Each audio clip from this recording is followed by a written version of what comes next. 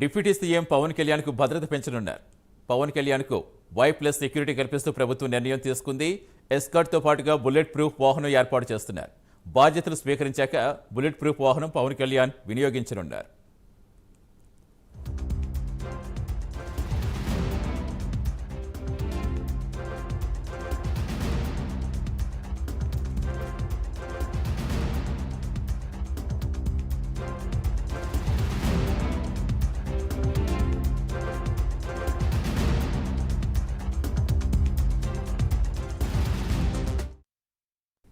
పవన్ కళ్యాణ్ నేడు సచివాలయానికి రానున్నారు.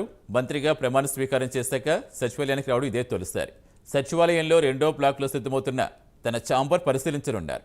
ఈ సందర్భంగా సీఎం చంద్రబాబును పవన్ మర్యాదపూర్వకంగా కలుసుకోనున్నారు.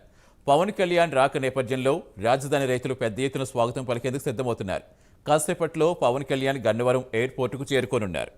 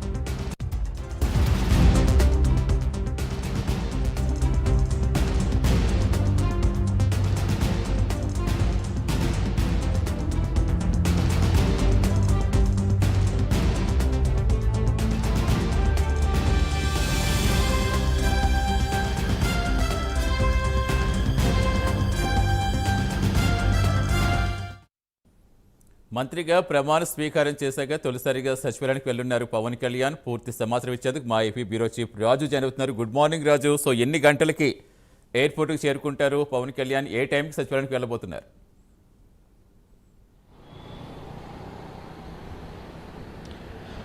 Good morning Satish. మొత్తం మీద ఏదైతే మంత్రిగా ప్రమాణ స్వీకారం చేసిన తర్వాత రేపు ఉప ముఖ్యమంత్రిగా బాధ్యతలు చేపట్టబోతున్నారు జనసేనాని పవన్ కళ్యాణ్. ఆయన ఇవాళ సచివాలయంలో ఆయనకి కేటాయించినటువంటి ఛాంబర్ని పరిశీలించడమే కాకుండా ముఖ్యమంత్రి చంద్రబాబు నాయుడుతో కూడా భేటీ అయ్యేటటువంటి పరిస్థితి ఉంది. ఆయన నేరుగా గన్నవరం ఎయిర్పోర్ట్కి చేరుకొని అక్కడి నుంచి ఆయన సచివాలయానికి వెళ్ళేటటువంటి పరిస్థితి ఉంది. సో దీనికి సంబంధించి ఇప్పటికే ఏర్పాట్లు కూడా చేసినటువంటి పరిస్థితి. మరోపక్క పవన్ కళ్యాణ్కి డిప్యూటీ సీఎంగా ఆయన బాధ్యతలు చేపడుతూ ఉన్నటువంటి నేపథ్యంలో ఆయనకి భద్రతను కూడా పెంచుతూ ప్రభుత్వం నిర్ణయం తీసుకునింది. Y+ కేటగిరీ భద్రతని ఆయనకి ఇచ్చినటువంటి పరిస్థితి. సో ఆయన భద్రతకి సంబంధించి గతంలో కూడా ఆయన అనేక సందర్భాల్లో చెప్పారు, తనను అంతమొందించేందుకు ప్రయత్నాలు జరుగుతూ ఉన్నాయి. అంతేకాకుండా కొంతమంది బ్లేడ్లతోటి, సన్నటి బ్లేడ్లతోటి వచ్చి చేతుల్ని కోస్తున్నారు, తన సెక్యూరిటీ సిబ్బంది కూడా గాయాలయ్యాయి, తనకు కూడా గాయాలయ్యాయి అని చెప్పేసి చెప్పినటువంటి పరిస్థితి. మరి ఈ నేపథ్యంలోనే ఉప ముఖ్యమంత్రిగా ఆయన బాధ్యతలు తీసుకున్న తర్వాత ఆయన భద్రత అనేది చాలా ఇంపార్టెంట్ కాబట్టి సో దాని మీద ప్రభుత్వం దృష్టి సారించింది. ఈ నేపథ్యంలోనే Y+ కేటగిరీని ఆయనకి కేటాయించినటువంటి పరిస్థితి. ఇందులో ఆయన వాహనంతో పాటు ఎస్కార్ట్ వెహికల్స్ ఉంటాయి. దీంతో పాటు ఆయనకి బుల్లెట్ ప్రూఫ్ వాహనం ఇవ్వాలని చెప్పేసి కూడా నిర్ణయం తీసుకున్నారు. ఇప్పటివరకు పవన్ కళ్యాణ్ ప్రయాణిస్తున్నటువంటి తన వాహనాలు కాకుండా ప్రభుత్వం ప్రత్యేకంగా బుల్లెట్ ప్రూఫ్ వాహనాన్ని, అంతేకాకుండా ఆయనకు ఒక వాహన శ్రేణి అంటే కాన్వాయ్ని కూడా కేటాయిస్తూ నిర్ణయం తీసుకున్నటువంటి పరిస్థితి. అయితే ఇప్పటికే పవన్ కళ్యాణ్ మంత్రిగా ప్రమాణ స్వీకారం చేసినటువంటి నేపథ్యంలో ఆయన కార్యాలయం దగ్గర, అంతేకాకుండా ఇంటి దగ్గర కూడా పోలీసులకు సంబంధించినటువంటి భద్రతను పెంచారు. మరోపక్క ఆయనకి Y+ కేటగిరీని కేటాయించినటువంటి నేపథ్యంలో రేపటి నుంచి బుల్లెట్ ప్రూఫ్ వాహనాన్ని ఆయనకి కేటాయించేటటువంటి పరిస్థితి ఉంది. అంతేకాకుండా ఎస్కార్ట్ కూడా ఆయన వాహనంలో ఉంటుంది. దీంతో పాటు పవన్ కళ్యాణ్ ఇవాళ సచివాలయానికి వెళ్ళి సచివాలయంలో తన బ్లాక్ని సందర్శిస్తారు. ఆ తర్వాత ముఖ్యంగా ముఖ్యమంత్రి చంద్రబాబుతో ఆయన భేటీ అవుతారు.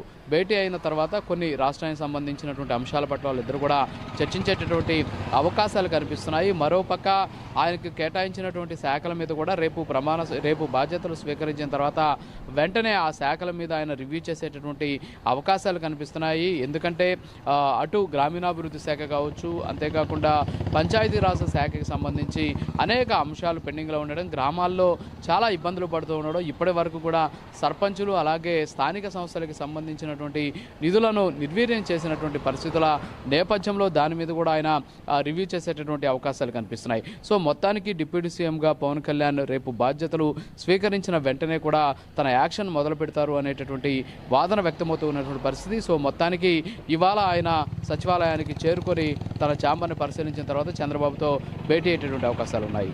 Satish. Right, thank you Raju.